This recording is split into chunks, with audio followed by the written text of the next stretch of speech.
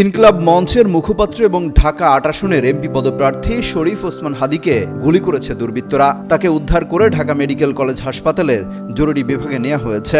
শুক্রবার দুপুর ২টার দিকে এই ঘটনা ঘটে। প্রাথমিকভাবে জানা গেছে, রাজধানীর পুরোনো পল্টন এলাকায় অজ্ঞাত বন্দুকধারী মোটরসাইকেলে এসে ওসমান হাদীকে গুলি করেছে। জুমার নামাজ পড়ে ফিরছিলেন তিনি। ভিডিও ফুটেজে দেখা যায়, গুলিবিদ্ধ অবস্থায় হাদীকে ধরে হাসপাতালে নিয়ে যাওয়া হচ্ছে। তার গাল, চোয়াল এবং ঘাড় বেয়ে রক্ত পড়ছে। তার জন্য তাৎক্ষণিক দোয়া চেয়েছেন হাসনাত আব্দুল্লাহ। নামাজের ঠিক আগ মুহূর্তে জুমা মোবারক জানিয়ে একটি পোস্ট দেন ফেসবুকে।